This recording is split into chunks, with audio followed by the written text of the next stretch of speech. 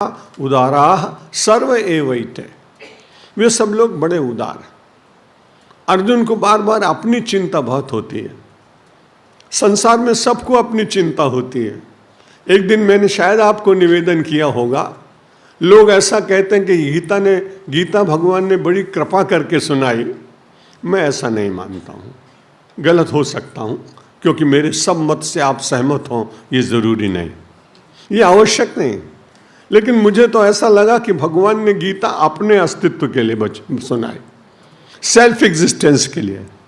क्योंकि यदि अर्जुन को भगवान न समझा पाते और अर्जुन के मुंह से ये बात न निकलती कि मेरा मोह नष्ट हो गया है, तो संसार में कोई श्री कृष्ण को मानता नहीं। इसलिए मन में सोचा कि इसको तो मनवा के ही मानूंगा।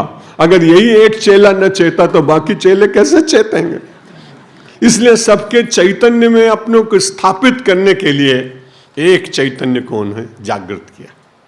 अर्जुन से पूछा उन्होंने, तुमने मेरी इतनी गीता सुनी, लेकिन कच्चित श्रुतम पार्थ त्वयि काग्रेण चेतसा।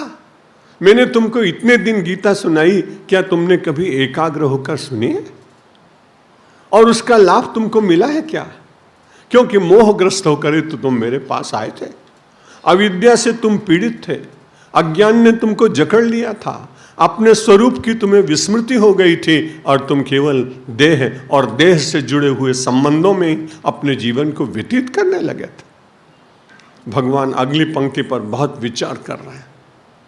अगर इसने ये कह दिया कि मेरा मोह नष्ट हुआ, नहीं हुआ, तो भगवान श्री कृष्ण सोचते थे मेरे कृष्णत्व के ऊपर कोई न कोई प्रश्नवाचक चिन्ह लग जाएगा।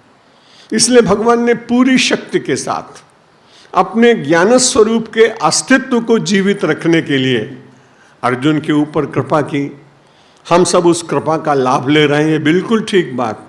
लेकिन जैसी चिंता हमें अपने अस्तित्व की होती है, वैसे उस काल में उस रथ पर बैठे हुए श्री कृष्ण को भी अपने अस्तित्व की चिंता जरूर हुई होगी। ऐसा मेरा विनम्र मत है, आप स्वीकार करें, ऐसा मैं नहीं कहता हूं। लेकिन जब अर्जुन ने बड़े प्रेम से ये कह दिया, हाँ महाराज, हम ऐसे नहीं हैं, हमारे तो कई अच्छे श्रोता मिलते हैं। कभी कभी किसी से पूछ लेता हूँ, आप मेरे प्रवचन की बड़ी बड़ाई करते हैं, भैया आपने कौन सा अंश अच्छा लगा? बोले महाराज ये तो आप ही जानो। उससे भी अच्छा एक व्यक्ति मुझे मिल गया। मैंने कहा बड़े ध्यान से सुनते हैं, कुछ स्मरण रहा आपको क्या? बोलते नहीं महाराज, मैं तो परमात्मा की सृष्टि का बड़ा सम्मान करता हूँ।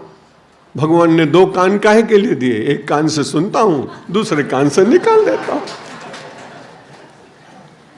लेकिन ये बड़ी अच्छी बात हुई कि भगवान श्री कृष्ण ने अर्जुन से पूछा, कच्चिदेत श्रुतम पार्थ, पार्थ तुमने कुछ सुना है क्या? एकाग्रेण चेतसा, एकाग्र होकर सुना है क्या?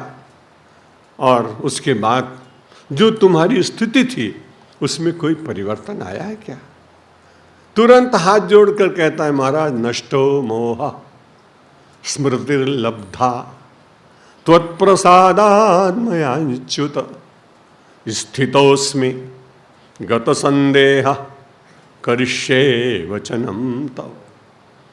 अर्जुन ने गीता के उपसंहार में हाथ जोड़कर भगवान से कहा, नष्टो मोह, मेरा अज्ञान नष्ट हो गया, मेरी अविद्या टूट गई, मेरी ग्रंथियां खुल गईं, मैं प्रकाश में जीने लगा।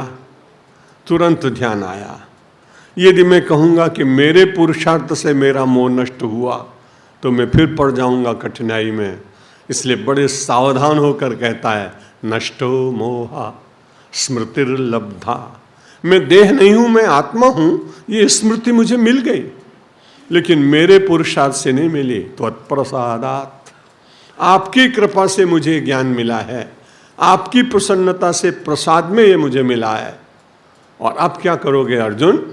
अर्जुन कहता है, स्थितोस्मि, मैं अपनी स्थिति में हूँ, मैं अपने कर्तव्य को समझ गया हूँ, मुझे क्या करना चाहिए ऐसा ज्ञान आपने करा दिया है।